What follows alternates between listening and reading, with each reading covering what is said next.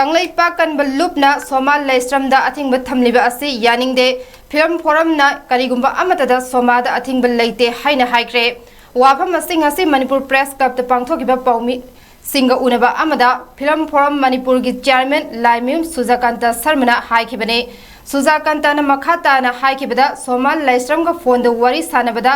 film forum Manipur याव नत्रगा यावगनु हाइब ngamde तौबतबो अदुगुंबा ममल यामलबा प्लेटफॉर्म अदु खुदोंग चाब लौरगा मणिपुर द थोगलिब इरांग असिगा मरी लेनना नॉर्थ ईस्ट लेरिबा अमदि इंडिया द लेरिबा मिपुंग खुदिंगमक्ता पाउदमो अमदि लेखिद्रबा सिंगबु अवाब फोंगदोपियु हाइखे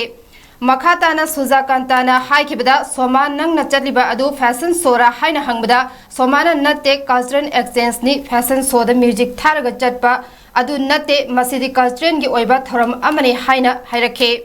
अमरोमदा सीन एक्टर गिल मणिपुर की सेक्रेटरी गुरुमयुम बोनी शर्मना हाइखिबदा तांग 13 ता KKL ना चे थारखिब लेते फोन की खुथांगदा वरी सानबा मतमदा वारोइसिन अमदे पाउखुम पीखिबसु लेते मदुगी मतुंग तारकपदा सोशल मीडिया अम ओइरिबा FB दा KKL ना तांग 19 दा सोमा लेस्ट्रमबो चाही अहुम फिल्म कुंब थिंगले फिल्म की ओइबा थबक थरमदा यावबे यारोय हाइना हाना थिंगजिलबा मतुंग फिल्म फोरम मणिपुर अमदे एक्टर गिल मणिपुर दा तांग 19 दा चे यौरगलिबा असे फिल्म फोरम मणिपुर की अपुनबा एपेक्स बॉडी सिंगी हक असे KKL ना करिगुंबा अमत खनबीदना हाना प्लान सिलगा हाना थिंगजिलबा मतुंग कक्थलगा नाब ओलगा थादोरकपा असे यानिंगदे लुख्रबा तनफम असिदा फिल्म तौजरिबा सिंगबु लाना उनबा होनरगलिबा असे लैबाक थीबनी हौरगलिबा इरांग असिदसु लैबाक किदमक फिल्म कुमलिबा सिंगना अचौबा थौदांग लौदुना अंगंबा थाकता होनरिबनी हाइखे नंगा तौदु प्रेजेंट छोरा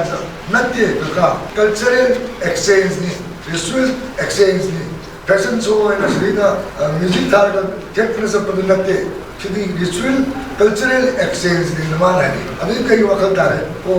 अंतरगमा फोटामे अदुगा एना मु पोर्बेट तोरे केकेली इनाउला आई मो द पाउस इन तमे नोइन खलिदु लाली अदु 11 आवर दा स्टेज दा थोक लाइक दा सोमाथि मोय बसिदी पॉसिबल से कोई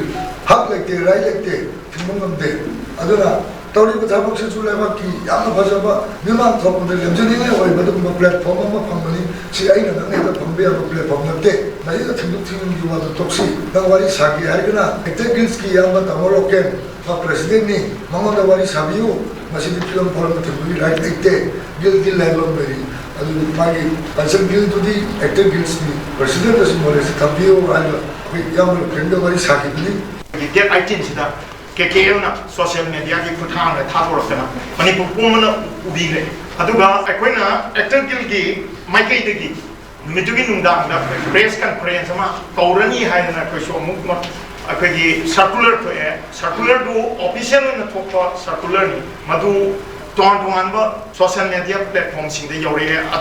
अदु की रिएक्शन होबे है नुंदांग दा KKL की साइट तगी कोइदा फोन तोरखिबदि लई मखा अदुदसु कंक्लूजन अमत लैते नोंगालगा सी होइना लाए फिल्म फोरम मणिपुर दा थारपसी अदु copy to actor Gill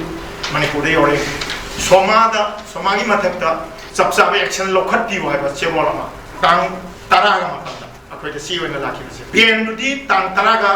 निपान तौथोखरे Hana Moina अखोइदा सोमागी मथकता action लोखत्तियो आइसिना तांग तरा बंदला अखोइ फिल्म फोरम एपेक्स बॉडी ने गिल एसोसिएशन याम पुंजल लगा अमिक यावना कोई मपुनबगी बॉडी ने एपेक्स बॉडी सिगी